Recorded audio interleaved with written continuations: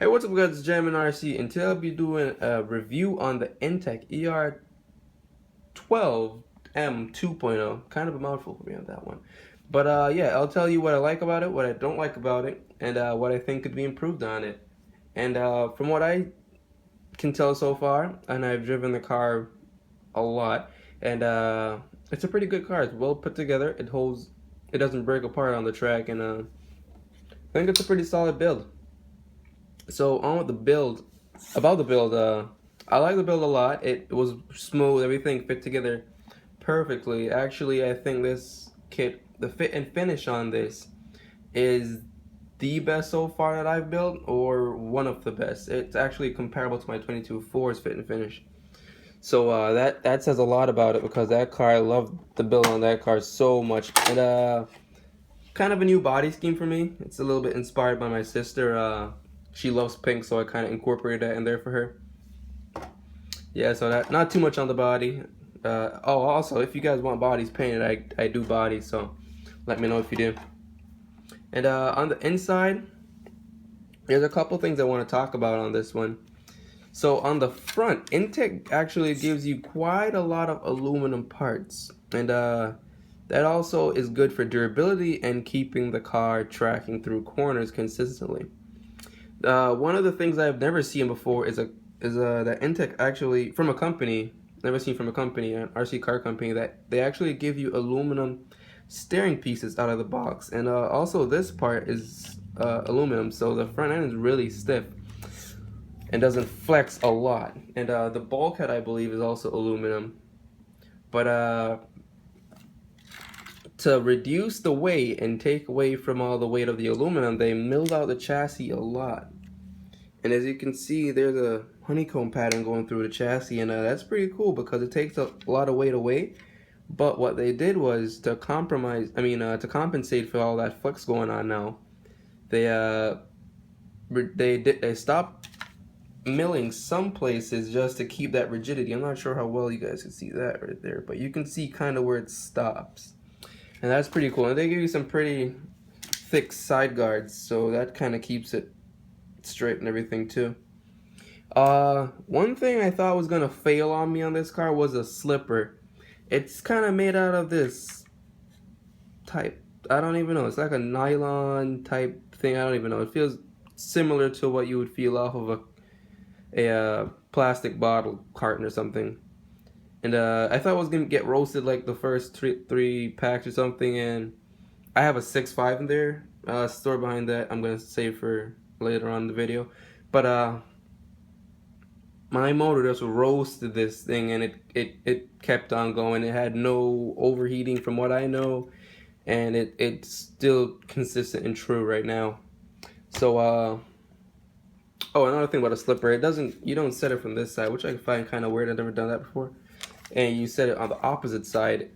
You kind of got to snug it down beyond what the manual says to get it right, or else you'll just be slipping and take the whole straight to get up to speed.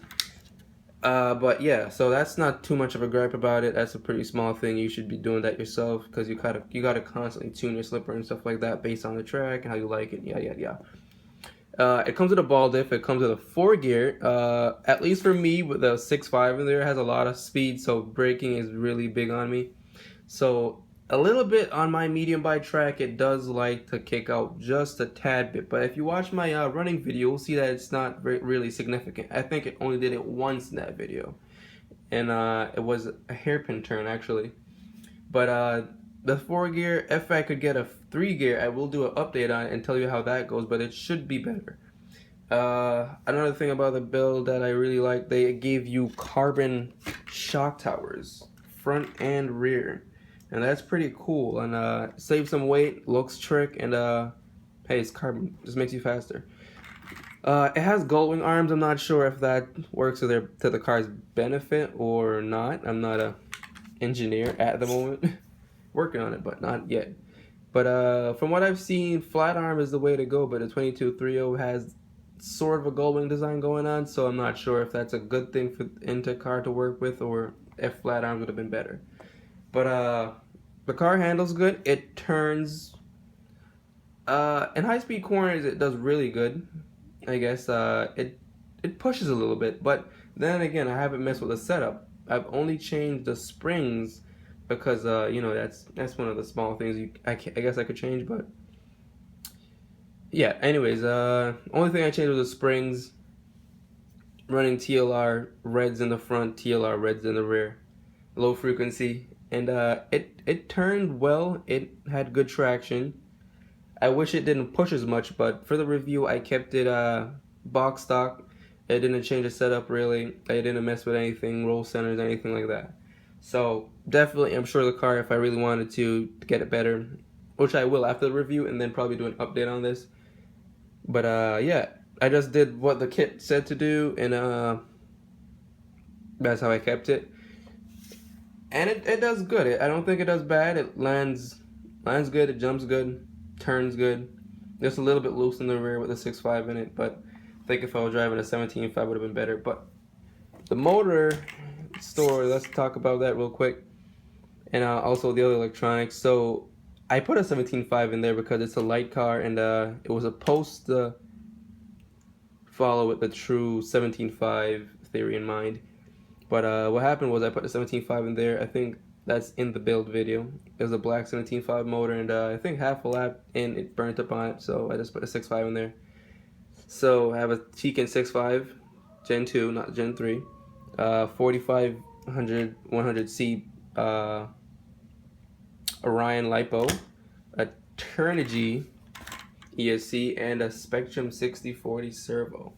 And the servo has plenty speed. I think it made the car twitchy. I'm used to this servo in other cars like my 22.4 and my other two-wheel drives, but I don't know, for some reason this car it made it feel twitchy, so I had to turn it down like half of the speed, 50%. I'm not sure what the controller not sure what the controller makes that out to be, but I turned it down to 50%, and that made it more smooth. But that's about it. Not too much I dislike about the car. The durability is really good. It doesn't slop out. Not that it's been through a lot yet, but it has about 20 packs on it, so I'd say that's fair experience for the car.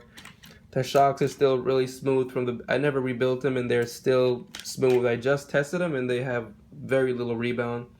So the car, I think it has so far a good long-term durability going on for it. I haven't broken anything, and I've been through some gnarly crashes, and yeah, I like it. I give it a thumbs up. If you wanted to buy one, hopefully this was informative and gave you. It's kind of a little bit of a haze right now. I think I didn't set it up right, but I don't know. I guess with some setup, it could be way better. And yeah, hopefully this gave you some good insight if you want to pick the kit up or not. So link for the kit will be down in the description. And yeah, that's it. See you guys in the next one.